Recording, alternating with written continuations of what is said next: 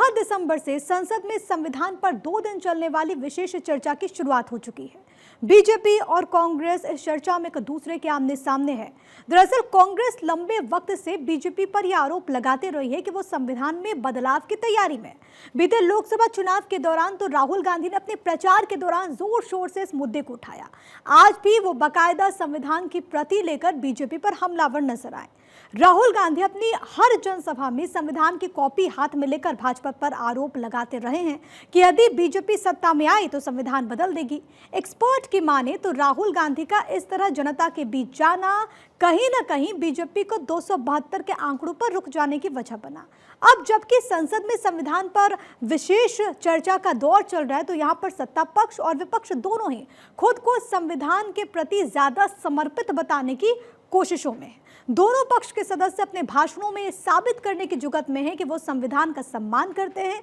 और संविधान की भावना का अक्षरशः पालन भी करते हैं। बहरहाल संसद में चर्चाओं के दौर के बीच प्योर पॉलिटिक्स में आज भी हम करेंगे इस मसले पर चर्चा कि संसद में आखिरकार चर्चा क्यों हो रही है, साथ ही ये भी कि जब पीएम मोदी लोकसभा में बोलेंगे तो क्या बोलेंगे।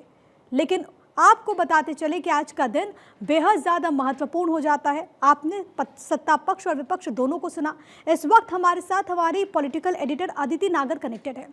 अदिति, दिल्ली में भले ही मौसम जो है उसमें सर्दी देखने को मिली, ठंडक है, लेकिन संसद में सियासी तपिश काफ़ी ज़्यादा बढ़ गई है और पक्ष और सत्ता पक्ष और विपक्ष दोनों एक दूसरे को घेरते हुए नजर आ रहे हैं। बिल्कुल, देखिए संसद 75वां जो संविधान अडॉप्ट करने की जो आज 75 साल पूरे हुए,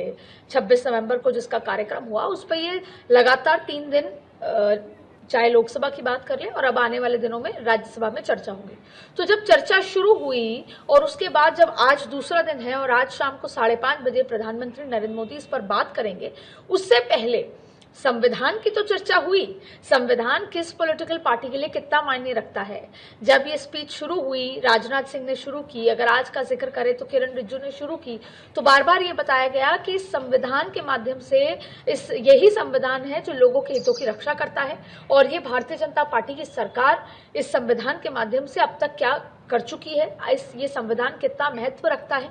इन तमाम बातों के बीच भारतीय जनता पार्टी ने हर उस मुद्दे को उठाया जिसको कांग्रेस जमीन पर लेकर जाती थी 2024 में। और शायद आप मान लीजिए 2024 में जब कांग्रेस ने बार बार यह, जैसे आरक्षण का मुद्दा उठा, जनगणना का मुद्दा उठा संसद में, इन तमाम मुद्दों को महाराष्ट्र की बात कर लें या उत्तर प्रदेश की बात कर लें, अलग अलग राज्यों में लेके गई और ये कहा था कि ये सरकार जो आरक्षण है वो नहीं ढंग से होने देगी, 50% की कैप का जिक्र किया, फिर ये कहा था कि संविधान बदल दिया जाएगा। इन तमाम मुद्दों का जिक्र भी किया गया। तो आप ये मान लीजिए कि जब आज ये दूसरा दिन है और अब 5:30 बजे पहले जब नेता प्रतिपक्ष राहुल गांधी बोल चुके हैं, उन्होंने जिन्होंने अडानी से लेकर तमाम लोगों का जिक्र किया, ये भी कहा कि जो गरीब लोग हैं, युवा हैं, उनके अंगूठे काटे गए हैं क्योंकि उनकी जो नौकरियां थी या उनका जो